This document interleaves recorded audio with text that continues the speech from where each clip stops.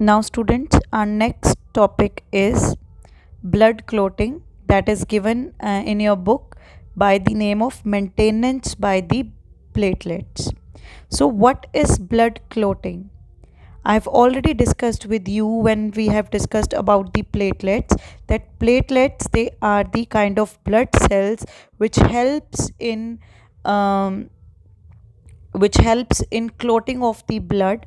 Whenever we get injury, the injured blood vessel, it begins giving blood, it starts bleeding.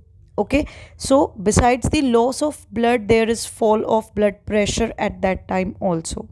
सो जो blood platelets होती हैं, ये उस जगह को, उस इंजरी को सील करती हैं और उस ब्लीडिंग को स्टॉप कर देती हैं. ओके, जो प्लेटलेट्स होती हैं, दे रिलीज अ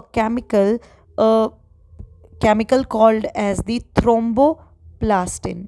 ओके, ये जो थ्रोम्बोप्लास्टिन है, ये क्या करता है, in the presence of calcium ion, ये प्रोथ्रोम्बिन जो कि ब्लड में प्रेजेंट होता है, ये इनएक्टिव फॉर्म में होता है. It is present in the inactive form. Clear?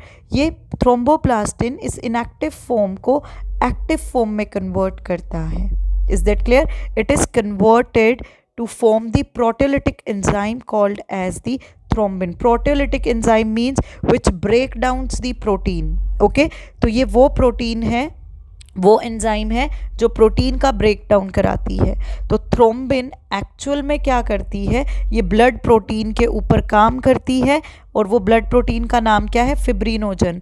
जैसे कि ये प्रोटियोलिटिक एंजाइम है, तो ये फिब्रिनोजन को क्या कर देती है, फाइबर्स में तोड़ देती है, इनसॉल्युबल मोनोमर्स बन जाते हैं.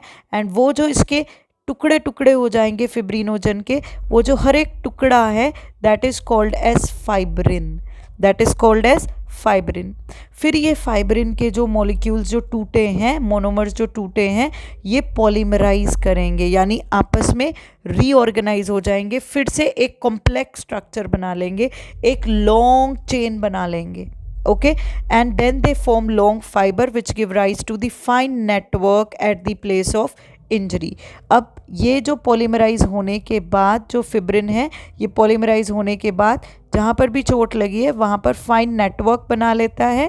ठीक है, जहाँ से वो ब्लीडिंग अब स्टॉप हो जाती है, और इस फाइन नेटवर्क के अंदर जो ब्लड सेल्स हैं वो ट्रैप हो जाते हैं.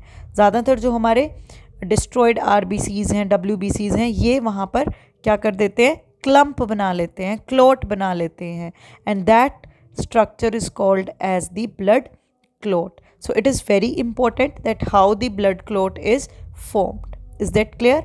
So आपको sorry, ये पूरा mechanism पढ़ना है कि what is blood clotting.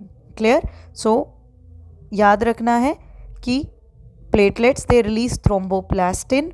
Thromboplastin, it convert prothrombin into the thrombin, then thrombin will act on the blood protein and destroy it. Okay, इसको split कर देता है मोनोमर्स में, फिब्रिन में. ठीक है, फिर ये फिब्रिन पॉलीमराइज होता है, यानी इकट्ठा होता है, जुड़ता है, एक लॉन्ग चेन्स बना लेता है, और ये लॉन्ग चेन्स मिलकर क्या बना लेती हैं, ब्लड क्लॉट बना लेती हैं. So that was about the topic. Thank you.